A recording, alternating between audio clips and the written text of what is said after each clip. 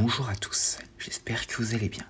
Aujourd'hui, je vais vous parler d'un cératopsien de l'univers Jurassic Park, Jurassic World, mais dont on n'a aucune information à son sujet.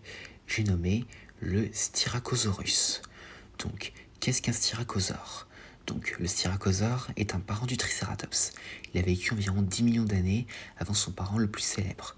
Bien qu'il était moins grand, il avait une rangée de longues pointes autour de sa collerite. Il avait également une longue corne entre ses yeux et son nez. C'est un mangeur de plantes conçu pour mâcher les feuilles dures et des plantes à croissance basse. Il vivait en troupeau en Amérique du Nord et avait pour prédateur l'Albertosaurus. Donc, dans l'univers jurassique, l'idée d'introduire le styracosaure dans la saga est arrivée dès le premier Jurassic World. Car en effet, dans les concept art de Jim Martin du Jurassic World Innovation Center, le styracosaure est vu sur l'une des bannières à l'intérieur du bâtiment. Cependant, même si cette bannière ne figure pas dans le film, on ignore si le styracosaure était vraiment prévu pour apparaître dans Jurassic World premier du nom.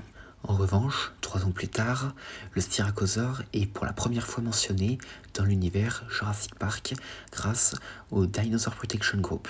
En effet, sur la liste des espèces vivant sur Isla Nublar étant menacées, il est écrit que le styracosaure a été victime de cruauté avant 2018, bien qu'on ignore s'il reste des populations survivantes. En revanche, comme le nom de l'espèce n'est pas présent sur le manifeste de l'Arcadia et qu'aucun d'entre eux n'a été vu après l'éruption du mont Cibo, on peut présumer que le styracosaure s'est à nouveau éteint. Cependant, 2 ans plus tard, l'idée d'une apparition du styracosaure est une nouvelle fois envisagée. En effet, à un moment donné, pendant la création de Jurassic World, la colonie du Crétacé, le styracosaure, aux côtés de plusieurs espèces, était candidat pour ce qu'allait devenir le personnage de Titboss. Parce que oui, Titboss n'était pas toujours prévu pour être un ankylosaure, mais j'en parlerai dans une autre vidéo. Et finalement, après qu'il ait été décidé que Titboss serait un ankylosaure, il était prévu de faire en sorte que le styracosaure apparaisse dans le 3e épisode de la saison 1 de la série. Cependant, comme vous le savez, ce rôle a finalement été à nouveau abandonné en faveur du Sinocératops, qui deviendra l'unique cératopsien à apparaître dans cette série.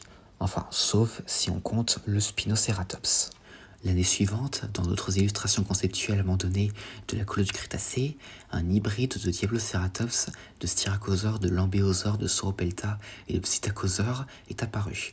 Une fois de plus, cette créature a été laissée de côté en faveur du Scorpius Rex. D'ailleurs, tant mieux parce que ça aurait été un peu beaucoup tous ces mélanges. Mais bon, cependant, comme nous l'a révélé le site du DPG, le styracosaure est canon à l'univers jurassique et a même été cloné sur Isla Nublar.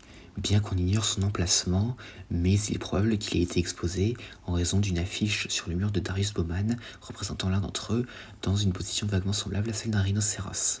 Et donc, en tant qu'espèce canon, dinosaure inédit et largement représenté dans des médias sur les dinosaures, il est possible que cette espèce finisse par apparaître un jour, bien qu'on ignore dans quelles circonstances ça pourrait avoir lieu. Surtout quand on sait maintenant que l'espèce est désormais éteinte. Et vous, qu'en pensez-vous ? Aimeriez-vous voir le styracosaure à l'avenir ? N'hésitez pas à le dire en commentaire. Et donc voilà, j'espère que cette vidéo vous aura plu, et à la prochaine.